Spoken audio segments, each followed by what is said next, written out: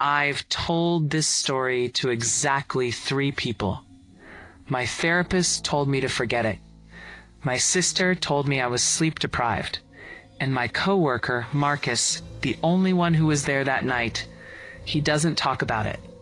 Not because he can't, because the last time he tried, he said he heard breathing on the line, and he was alone in his car. My name doesn't matter. What matters is this. I worked the night shift at Harrowfield Psychiatric Center for 11 months, and I am completely 100% certain that one of those patients was never admitted. Not by us, not by anyone. I took the job in October. Night shift, Ward C, Psych unit. 12 hours, 11 p.m. to 7 a.m. The pay was good. The silence I thought would be better. I was wrong about the silence. Ward C had 16 rooms, 16 patients, all long-term. Most of them medicated by 9 p.m., quiet by 10. By midnight, the hallway felt like the inside of a held breath. The routine was simple. Every 45 minutes I walked the hall, checked each door, looked through the small window, logged the time, moved on. Marcus handled the desk, I handled the rounds. We barely spoke. We didn't need to. The first few weeks, nothing happened. That's the thing about the worst experiences of your life. They don't announce themselves. They let you get comfortable first. It was sometime in late November when I first noticed room 9. Room 9 was empty. Had been empty since I started. The chart slot on the door was blank. The room was always dark when I passed. But one night, and I remember this clearly because I had just poured my second coffee, I walked past room 9, and the light inside was on. The patient. I stopped. Through the small window in the door, I saw a man sitting on the bed.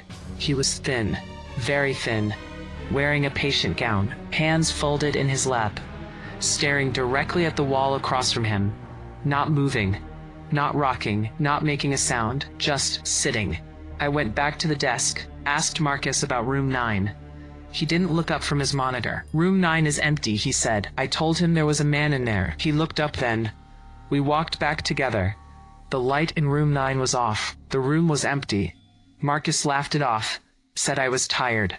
Logged nothing. But I started paying attention to room 9 after that.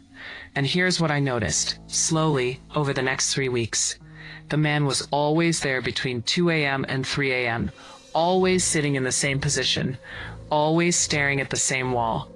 But every time I brought Marcus, the room was empty, the light was off. And then, the 4th time I saw him, he turned his head and looked directly at me through the window. I want you to understand something. I have seen hundreds of patients in my career, people in crisis, people in pain, people who looked through you like you weren't there. This man did not look through me. He looked at me the way you look at someone you've been expecting. I stepped back from the door, and I heard very faintly, from inside that room, a sound. Not a voice exactly, more like someone slowly exhaling a word they've been holding for years. It sounded like my name. The records.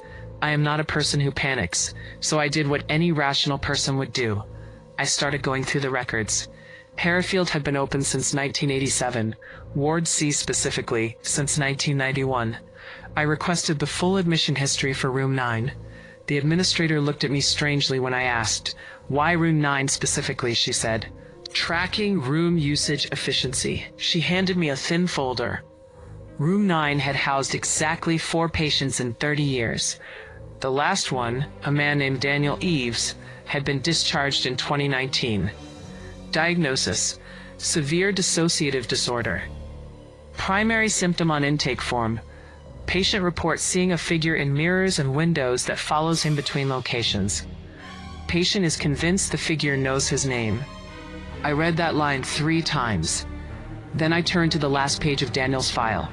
There was a note, handwritten, dated the day of his discharge, from his attending psychiatrist. It said, "Patient's condition has not improved. Discharge is at patient's own insistence."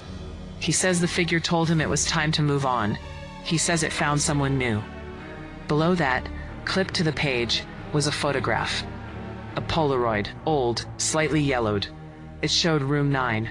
Empty room, empty bed. But in the small window of the door, looking in from the hallway, was a face. Thin, expressionless, hands at its sides. I couldn't see the eyes clearly, but the face was turned slightly toward the camera, like it knew the photo was being taken. I put the file back. I finished my shift. I didn't look at room 9 again that night, the last night. My last shift was a Tuesday. I had already put in my resignation. They didn't push. That final night, everything was normal until 2:17 a.m. I was at the desk. Marcus was in the break room, and every single light in Ward C went out. Not a flicker, not a surge, just off. Complete darkness. Emergency lighting kicked in after 4 seconds. That red, dim glow that makes everything look like the inside of something. I reached for my radio, and before I could press the button, I heard footsteps in the hallway. Slow, unhurried, coming from the direction of room 9, getting closer. I want to tell you I stood up. I want to tell you I called out, but the honest truth is, I sat completely still, and I watched the hallway, and the footsteps stopped right outside the desk, right in front of me. There was nothing there, no one there, but the chair across from me, the chair where visitors sometimes sat, slowly slid back from the desk like someone had just stood up, like someone who had been sitting there watching me had finally decided to leave. The lights came back on 30 seconds later. Marcus came out of the break room, complaining about his coffee going cold. I clocked out an hour early. I never went back. I looked up Daniel Eves last year. He's living in another state now. Quiet life.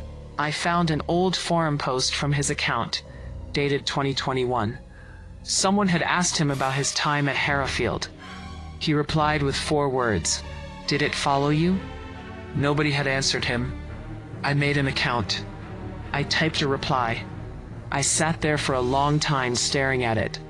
Then I deleted it, because I realized answering meant confirming, and I've spent 3 years trying to convince myself that the chair moved on its own, that the footsteps were the building settling, that my name was just the wind in a very old hallway.